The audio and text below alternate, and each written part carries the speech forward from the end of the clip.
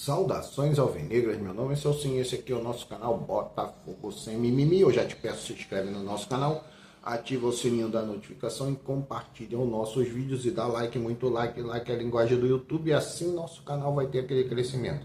Graças à sua participação, graças à sua interatividade, graças a seu like. Lembrando, aqui nós só fazemos um conteúdo por dia e aqui nós só falamos do Botafogo.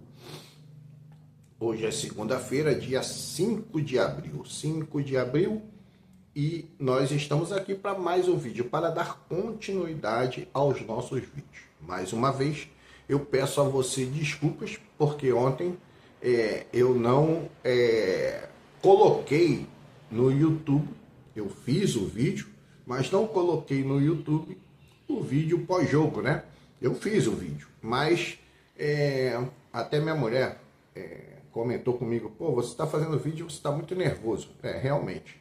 Ontem, aí eu muito nervoso por causa da derrota do Botafogo, né? O time veio modificado, o time não se saiu bem e o time foi derrotado pelo Bahia. Eu, particularmente, eu comentei com meu filho antes da hora do jogo ali, vendo o jogo, né? Já no decorrer do jogo, eu falei, poxa, para nós o empate seria bom, porque com essa escalação, o time todo modificado, com jogadores que não atuavam há muito tempo, como foi o caso do Newton. O caso do Newton me chamou a atenção, né? Eu falei, poxa, com esse time totalmente desfigurado, vai ser difícil o Botafogo conseguir um resultado positivo contra o Bahia, porque o Bahia é um time muito forte e muito bem treinado. Além de ter jogadores com boa capacidade, com ótima capacidade, né, de desenvolver a estratégia do treinador, do Rogério Ceni. Ele foi montando esse time, ele já está lá há 3 anos no Bahia. 3 ou 2 anos, acho que 2 anos. Está há 2 anos no Bahia, eu vou colocar como 2 anos, porque eu não sei o certo. Mas já está lá montando o time, manteve alguns jogadores, dispensou outros jogadores, contratou mais jogadores de qualidade, então um time muito forte. E aí eu vendo o jogo, eu falei, poxa, se a gente conseguir um empate vai ser bom, né? Porque vamos pontuar fora de casa e nosso time está totalmente desfigurado. Nós tivemos ali 4 desfalques. 3 desfalques já eram esperados, né, por conta da partida da Copa do Brasil, que foi o caso do Savarino, do Barbosa, né, o Alexandre Barbosa, e o Gregory, que estaria suspenso no jogo contra o Bahia. E por último veio a questão do Matheus Martins. Agora, por quanto tempo nós vamos ficar sem esses jogadores? Aí é que começa a complicar. E dentro dessa complicação vem aquilo que eu já falei há vídeos passados. Se você não conhece o nosso canal, nós temos vários vídeos. Todos esses vídeos são numerados. Nós já estamos aí no vídeo 400 e alguma coisa. Então, temos bastante vídeos. Então, o que acontece? Eu falava em vídeos passados sobre o nosso elenco.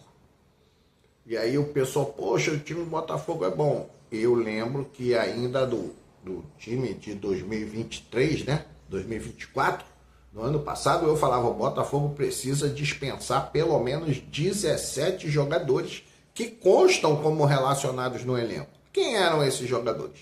Era Diego Hernandes, Segovinha, parece que até o Segovinha está voltando, né? Mas tem o Diego Hernandes, que está lá no México, se não me engano, ou no Uruguai. Se não me engano, ele está no Uruguai.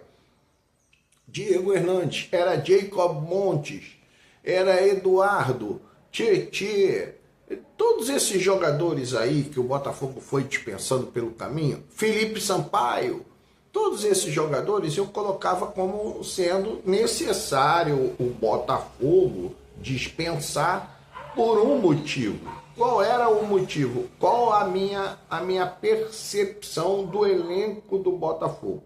Eu falava, cara, nós temos um elenco qualificadíssimo. O nosso elenco é qualificado. Mas vamos perder o Luiz Henrique e vamos perder o Almada. Talvez vamos perder o Igor Jesus. Então, qual a minha teoria de um elenco a nível do Botafogo? Eu falar, o Botafogo precisa ter um elenco aonde o reserva do time principal, os reservas, eles precisam ser titulares absolutos em pelo menos 10 times da Série A. Em pelo menos 10 times da Série A, eles precisam ser titulares absolutos. Ah, os 11 reservas? Não precisa ser os 11 reservas. Mas você tem que ter pelo menos 5 ou 6 jogadores ali no banco de reservas que sejam titulares em pelo menos em 10 times da Série A. Quais os times? Aí você bota Sport, você bota o Juventude, você bota o Mirassol, você vai botar o Vitória da Bahia, você vai botar alguns Corinthians. Tem que ter. Você tem que ter. Fluminense, Vasco. Então você tem que ter jogadores ali que sejam titulares em pelo menos 10 times. Ah, mas por que você está falando desses times? Eu estou falando desses times porque você está vendo o campeonato. O campeonato já começou, você está vendo o campeonato. Você está vendo que esses times não têm nenhum tipo de pretensão. Qual é a pretensão do Sport? Qual é a pretensão do Vitória? Qual é a pretensão do Mirassol? Qual é a pretensão do Bragantino? Esses times não têm. Você tem que ter pelo menos 5 ou 10 jogadores, 5 ou 6 jogadores que sejam titulares absolutos nesses times. E nós não temos. Por exemplo, eu vou dar um exemplo para você. Qualquer reserva do Flamengo, tirando a posição do Igor Jesus, a posição do Savarino, a posição do John e a posição do Gregory. Esses 4 jogadores, tá? Qualquer reserva do Flamengo vai ser titular no resto do Botafogo. Qualquer. Vê a atuação desses jogadores que estão atuando agora. Se você pegar qualquer reserva do Flamengo, ele vai ser titular no Botafogo. Se você pegar qualquer reserva do Palmeiras, ele vai ser titular no Botafogo. Então, é dentro disso que tem que ter o nosso nível de elenco tem que ser desta forma. Pelo menos 5 ou 6 jogadores reservas precisam ser titulares em pelo menos 10 times da Série A. Pelo menos 10 times da Série A. Eu estou falando, eu posso até ser injusto com algum clube, mas essa é a realidade. Eu excluo aí o Palmeiras, né, que eu já falei, o Flamengo, o Internacional, que tem um excelente elenco, o Atlético Mineiro, que tem um excelente elenco. E aí você vai botar o Grêmio, o Grêmio está fraquíssimo. Olha as atuações do Grêmio, olha as partidas, olha aonde o Grêmio está na classificação. Então você tem aí esses 4, 5 times, Atlético Mineiro. Então ali você vai ter um parâmetro. Aonde estão? Aí os jogadores, os jogadores titulares, eles são titulares. Esses jogadores titulares do Botafogo, eles têm que ter nível suficiente para enfrentar qualquer um desses adversários principais. Agora, os reservas. Os nossos reservas têm que ter qualidade para ser titular em pelo menos 10 equipes da Série A. Em pelo menos 10 equipes da Série A.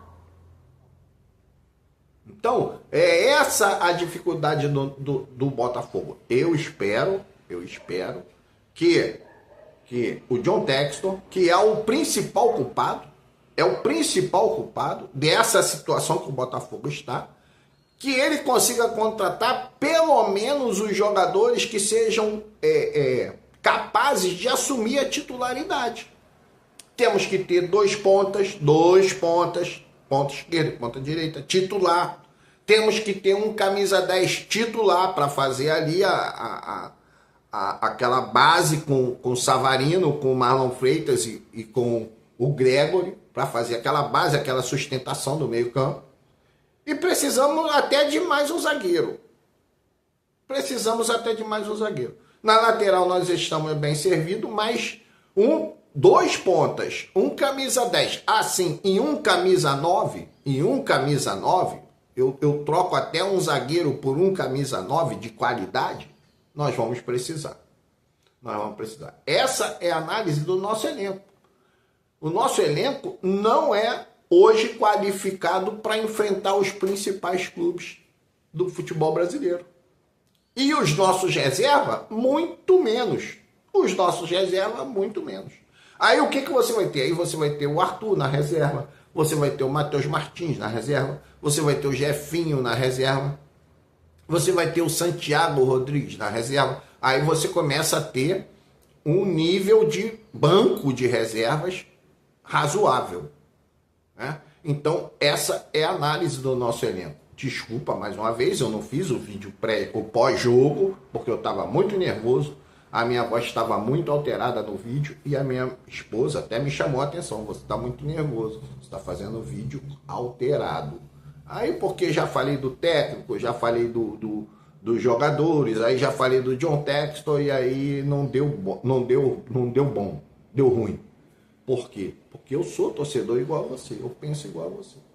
Tá? Não vou colocar a responsabilidade só no técnico, porque ele também não tem jogadores suficientes para fazer o trabalho, né? Para qualificar o trabalho dele. E, cara, infelizmente estamos nessa situação por culpa do senhor John Textor. John Textor, já digo para você, desde o primeiro dia da SAF, eu sou o maior defensor da SAF. Eu nunca critiquei a SAF.